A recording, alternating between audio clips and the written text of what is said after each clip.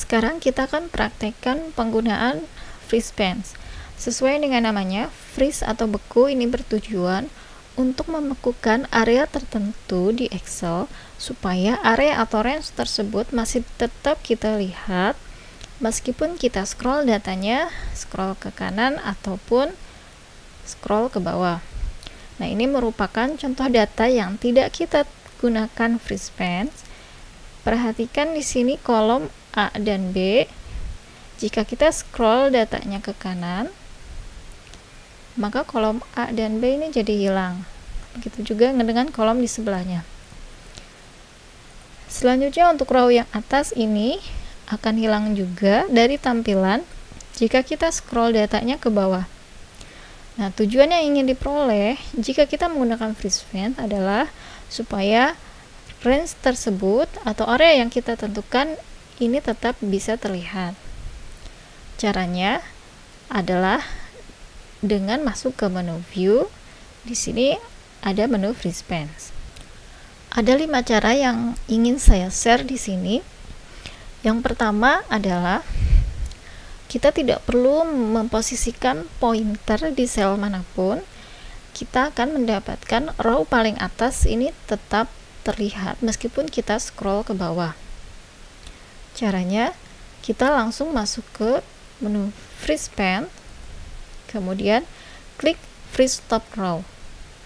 Di sini ada satu garis tebal antara row 1 dengan row 2. Ini lebih tebal sedikit dibandingkan dengan batas antara row yang lainnya. Jika kita scroll datanya ke bawah, maka row paling atas ini akan tetap terlihat. Selanjutnya dengan cara yang kedua, ini kita hilangkan dulu dengan cara klik unfreeze pans. Cara yang kedua ini masih sama, yaitu kita tidak perlu memposisikan pointer di sel manapun. Kita masuk ke freeze pans, kemudian freeze first column. Nah, di sini ada batas sedikit garis yang lebih tebal antara kolom A dengan kolom B. Ini dibandingkan dengan kolom yang lainnya. Antara A dan B ada garis yang agak tebal. Ketika kita scroll datanya ke kanan, maka kolom A akan tetap terlihat. Selanjutnya cara yang ketiga, kita unfreeze dulu.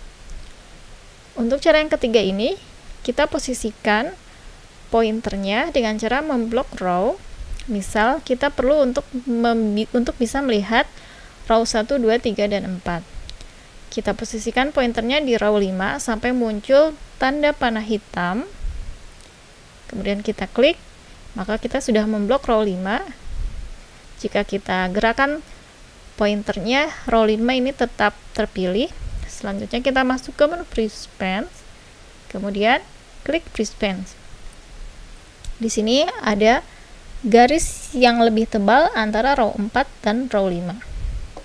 Kita coba dengan scroll data ke bawah, maka kita sudah memfreeze row 1, 2, 3, dan 4. Selanjutnya cara yang keempat, kita unfreeze dulu. Cara yang keempat ini kita akan memfreeze kolom A dan kolom B. Caranya, kita arahkan pointer ke kolom C, ini sebagai batas. Kemudian kita blok kolom C. Selanjutnya masuk ke menu freeze pans, kemudian klik freeze. Nah, di sini muncul ada garis yang lebih tebal antara kolom B dengan kolom C. Berarti ini menu freeze sudah berfungsi. Kita coba dengan mengecek scroll ke kanan. Nah, kolom A dan kolom B ini masih tetap terlihat. Selanjutnya cara yang kelima, ini kita freeze di unfreeze dulu.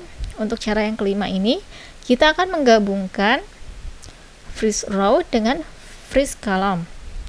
Caranya kita posisikan pointer di sel di batas antara row dengan kolomnya.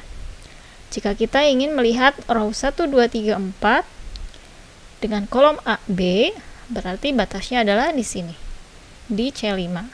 Maka klik C5, kemudian masuk freeze pans, klik di freeze pans. Di sini ada garis yang lebih tebal antara B dan C. Begitu juga dengan row-nya, antara row 4 dengan row 5. Kita cek dengan scroll ke bawah, maka bagian atas tetap terlihat, dan kita cek ke kanan, maka bagian kiri masih tetap terlihat. Area di bagian atas ini kita sebut dengan vertical freeze. Area yang ke bawah kita sebut dengan horizontal freeze, dan area di kolom A, B, row 1, 2, 3, 4 ini kita sebut dengan absolute freeze, karena area ini akan tetap terlihat meskipun kita scroll ke bawah maupun scroll ke kanan.